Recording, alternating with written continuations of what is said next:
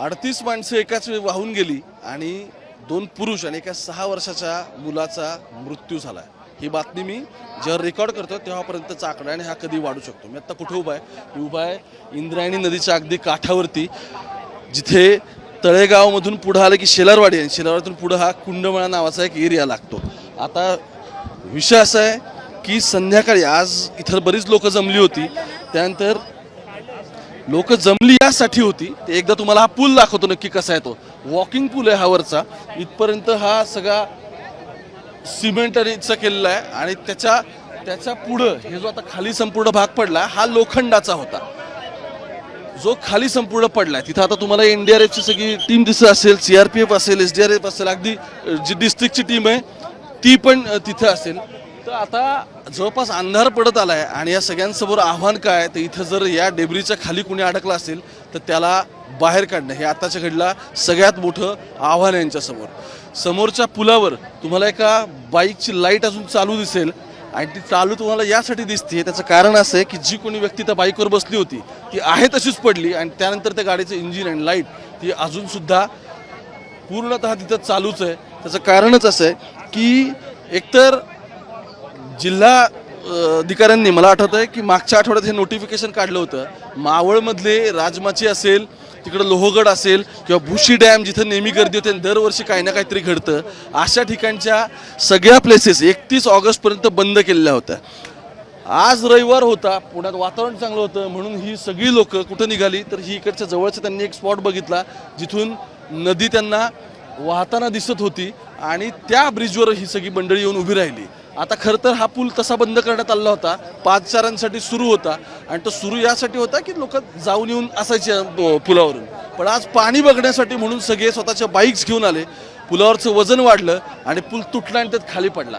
ही आत्ता तुम्हाला समोरून तुम्हाला दिसत असेल पाण्याचा जो प्रवाह आहे तो मोठ्या प्रमाणात चालू आहे. आता एकतर ऑरेंज अलर्ट होता, परवा येलो अलर्ट होता आणि त्यानंतर झालं असं की नदीपात्रात पाणी वाढलं. गेले 2 दिवस पुण्याच्या जवळच्या भागात आणि आपले जे कॅचमेंट एरिया आहेत धरणांचे, या सगळ्यामध्ये पाण्याचा प्रवाह मोठ्या प्रमाणात आहे. आणि झालं असं की प्रवाह वाढल्यामुळे जे पाणी बघण्याच्या लोकांमध्ये उत्सुकता असते, त्या उत्सुकतेपोटी आजचे हे सगळे मृत्यू झालेत असं म्हणायला काहीच हरकत नाही. आपण आणखी पुढे जाऊन बघितल्यानंतर तुम्हाला एक गोष्ट कळेल, ते म्हणजे आता ही क्रेन येते इथं. क्रेन त्या साईडला नदीपात्रातच प्लेस केली आहे. तुम्हाला तिथे ग्रीन लाईट दिसते, तर ती त्या क्रेनचा जो ऑपरेटर आहे त्याची ती ग्रीन लाईट आहे. तिथं तो ऑपरेटर बसलाय आणि तिथं ती क्रेन प्लेस केली नदीपात्रात. तिथून आता हे पुढं क्रेनचा जो पुढचा सगळा भाग आहे तो आलेला आहे आणि इथून तो भाग मधल्या ठिकाणी प्लेस केला जाईल आणि हा पूल हा संपूर्ण ओढून काढल्यानंतर त्याच्या खाली कोण दबला आणि त्याच्या खाली कोणाचा मृत्यू झाल्याचं दिसतंय का हे एकदम क्लिअर होऊन जाईल. याआधी काय झालं, याआधी 3घांच्या डेड बॉडी रिकवर झालेल्या आहेत. 38 लोक अशी जी जखमी आहेत ज्यांना जवळच्या हॉस्पिटलमध्ये नेलेलं आहे. पण जवळपास 70 ते 80 लोक या संपूर्ण ठिकाणी होती आणि वेगवेगळ्या ठिकाणी पुलावरती उभी होती. त्या साईडला तिकडे तुम्हाला हे मंदिर आहे मध्ये, ह्या मंदिर म्हणजे जेव्हा उन्हाळा वगैरे असतो तर नदीचं पात्र अगदी कोरडं असतं, त्या ह्या मंदिरात दर्शनाला पण बरेच लोक खालच्या बाजूने चालत येत असतात. आता अजितदादा म्हणाले की ह्या इथं नवीन पूल बांधावा म्हणून जवळपास 8 कोटी रुपये प्रस्तावित आहेत, तर तो निधी अजून गेलाय की नाही याची कोणाला माहिती नाही. पुढे जाऊन तुम्हाला सांगतो. मी परत एकदा ती बाईक तुम्हाला दाखवतो जी अजून पण म्हणजे मगाशी उजेड होता त्यामुळे खरं तर तिचे लाईट्स इतके लोकांना दिसत नव्हते, पण आता अगदी ठळकपणे दिसतंय की अजूनही हे सगळं झाल्यानंतर जी कोणी व्यक्ती त्या बाईकवर असेल ती व्यक्ती, ती बाईक चालू असतानाच, त्या बाईकचं इग्निशन चालू असतानाच ती व्यक्ती खाली पडली आणि त्या बाईकचं इग्निशन अजून चालूच आहे आणि ते इंजिनही त्या गाडीचं चालूच आहे. त्यामुळे मागच्या लाईट्स असतील किंवा वरची लाईट असतील, दोन्ही गोष्टी तुम्हाला दिसत आहेत. बाईक तिथं अडकली आहे, अशा बरीच बाईक्स इथे वर अडकलेल्या होत्या.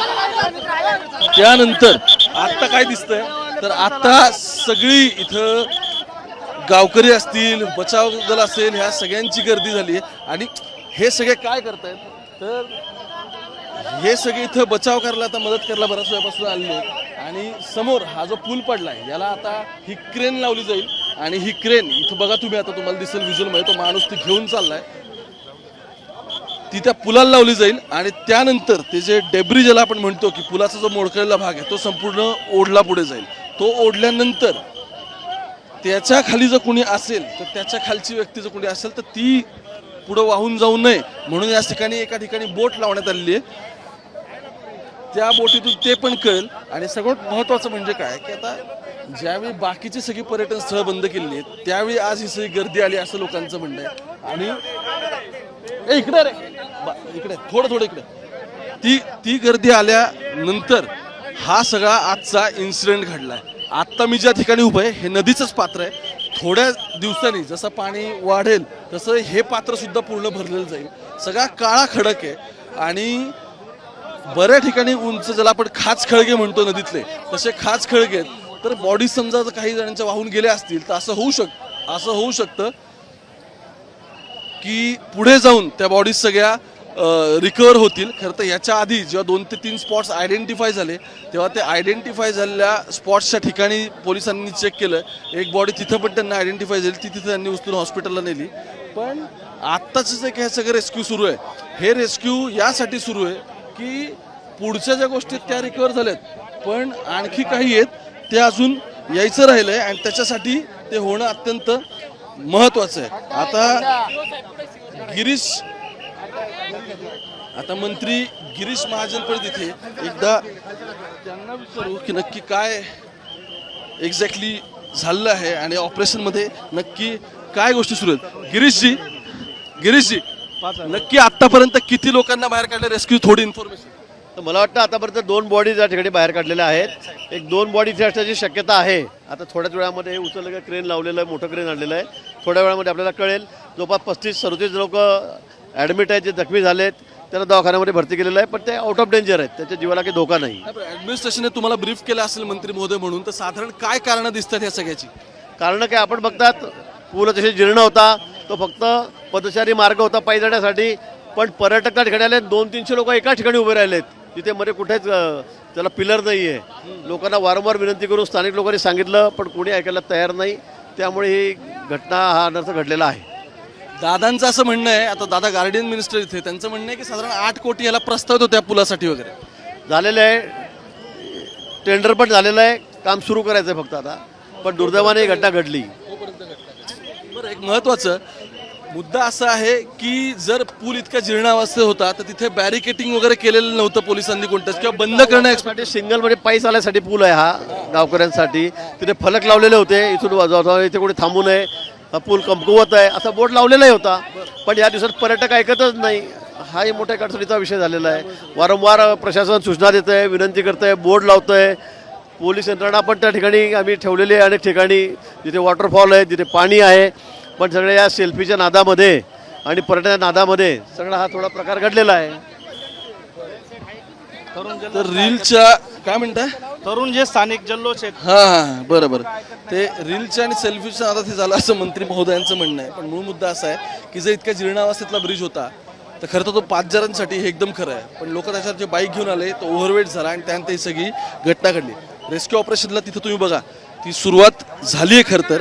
आणि सुरुवात झाली म्हणजे एक्झॅक्टली काय झालेलं आहे तर क्रेन ओढायला मूळ सुरुवात केली आत्ताच्या घडला. आणि क्रेनने ते आता हा ब्रिज ज्याला आता त्यांनी साखळ्या वगैरे सेकडून बांधल्यात तो ब्रिज क्रेनच्या साहाय्याने ओढला जाईल. आणि ओढल्यानंतर आपल्याला त्याच्या खाली आणखी कोणी अडकलंय काय मलब्याच्या तर ते सुद्धा एकदम क्लिअर होऊन जाईल.